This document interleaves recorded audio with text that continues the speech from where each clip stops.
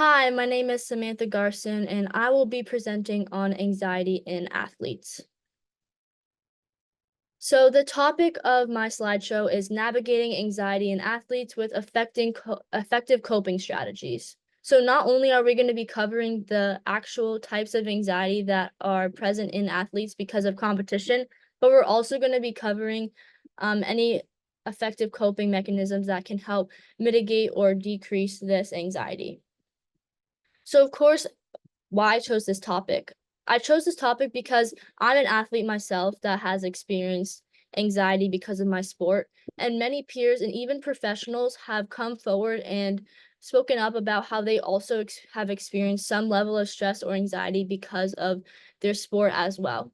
It was found that up to 60% of athletes experience sports performance anxiety. And in a survey, 91% of high school athletes experience some sort of level of stress due to their sport, and 58% of this 91 reported to have moderate to extreme levels of stress. My research question is, what are the various effects of anxiety on athletes, and what are some coping mechanisms that can help this anxious feeling? So before we get into any of the coping mechanisms, of course, we have to understand of the many what types of anxiety are actually present in athletic atmospheres.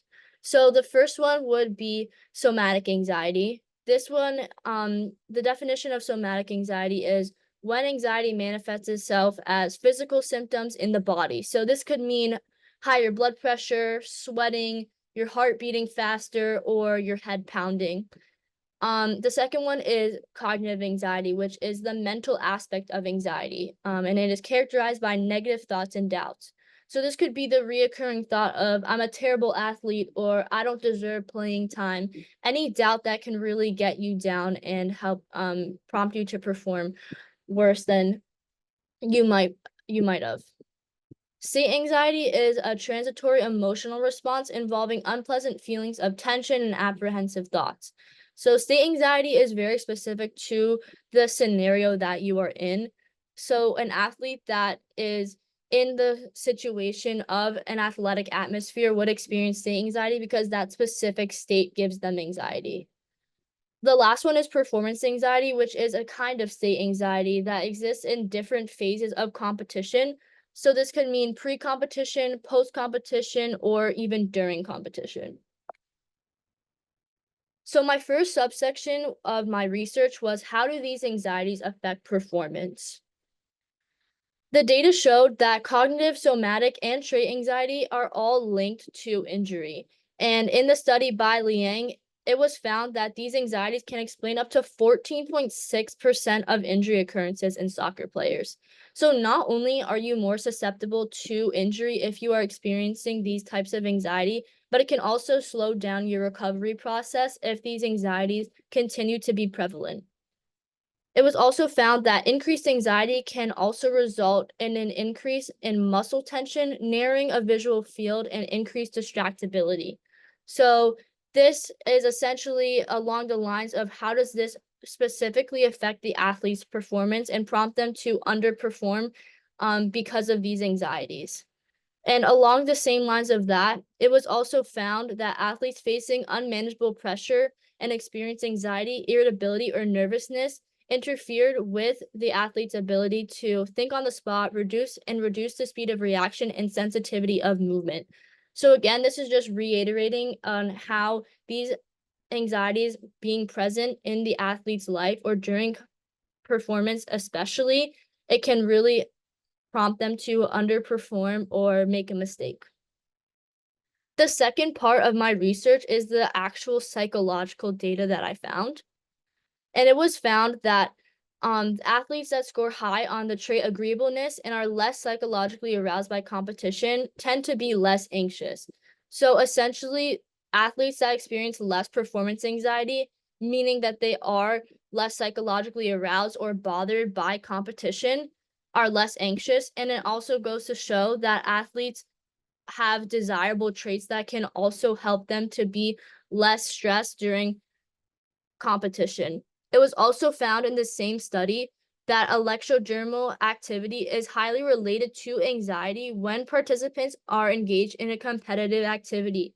So as competition increased, anxiety, of course, increases, which was found to increase electrodermal activity, which again can vouch to how this type of anxiety, and especially somatic anxiety, because this is a bodily response, can affect the athlete's ability to perform.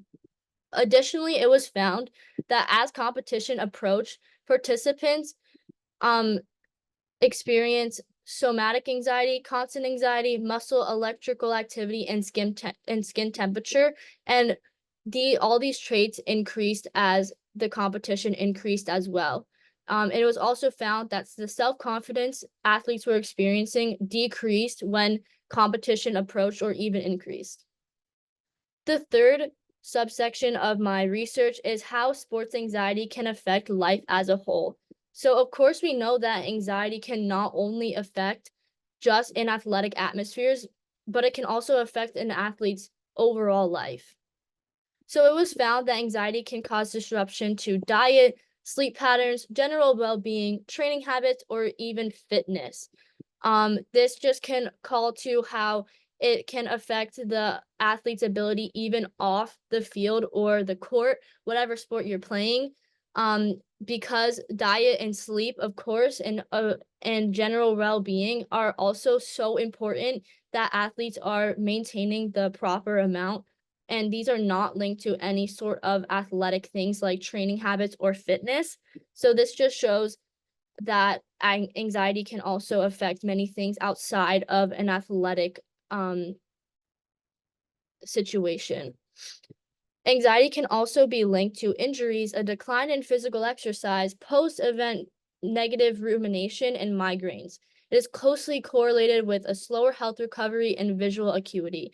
So again, this just goes to show that um, especially in the injury realm, anxiety can also affect the recovery process, but it can also, of course, make athletes more likely to face an injury.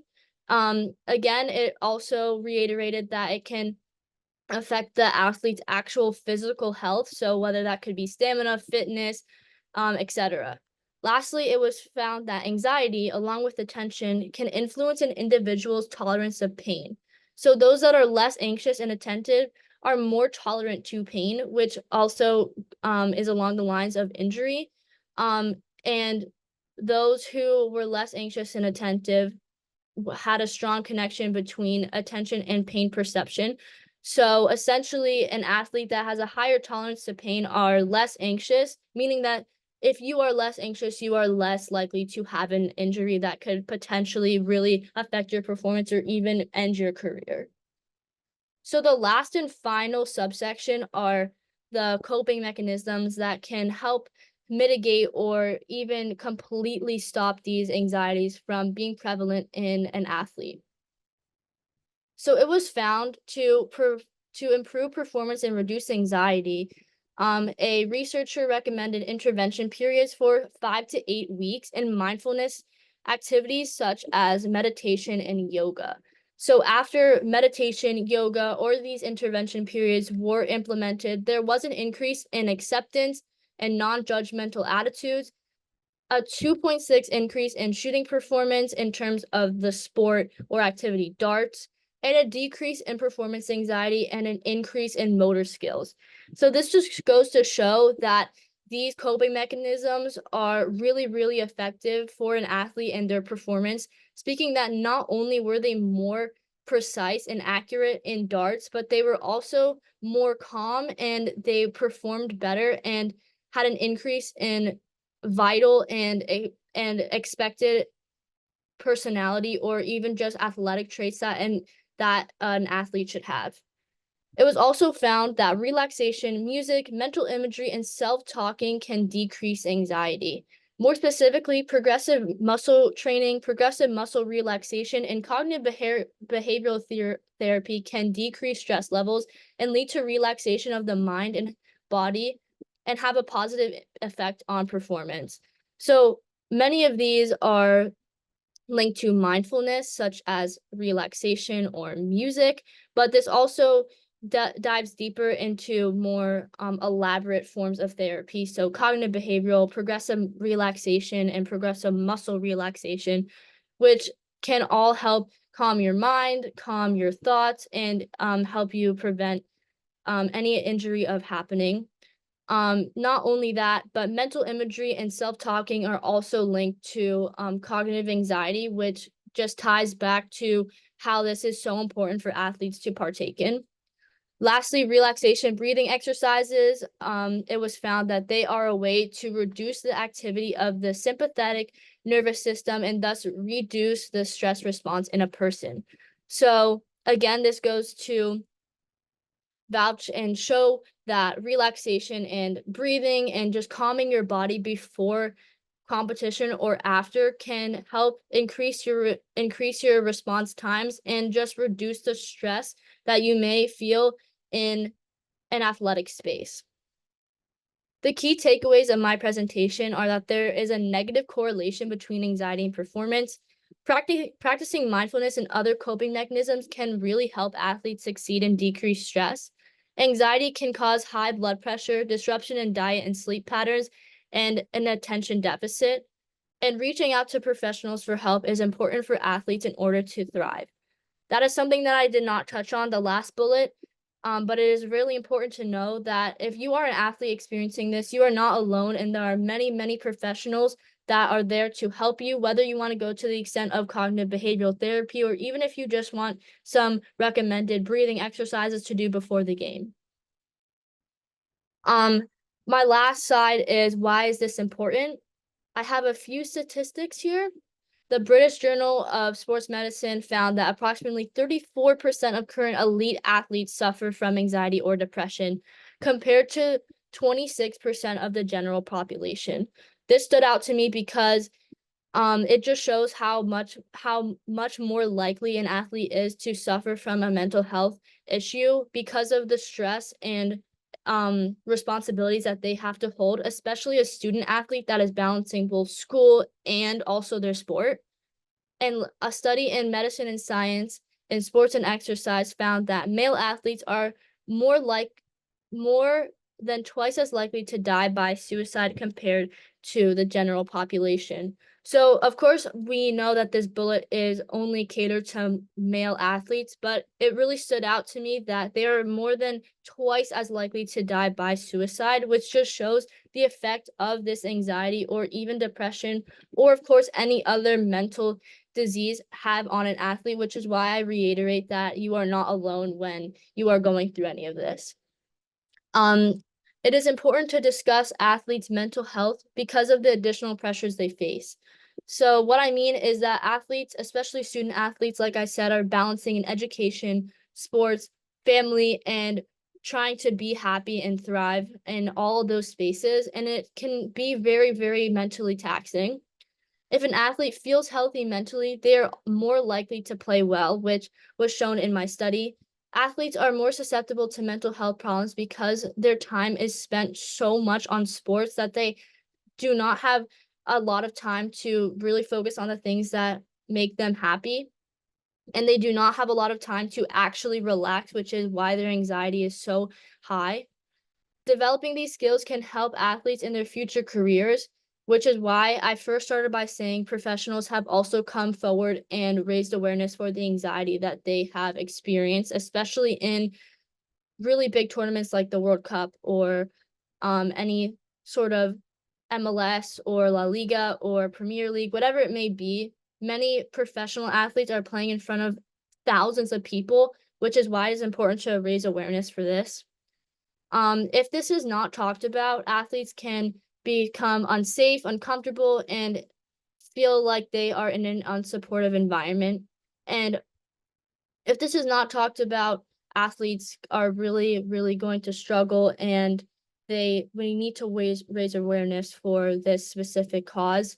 It is important to normalize mental health discussion so people, and especially athletes, know they are not alone.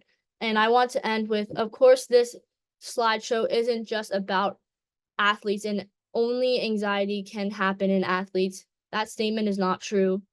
we should talk about anxiety across every single type of person because it is real and we need to raise awareness for it. Thank you so much for your time, and I hope you have a great day.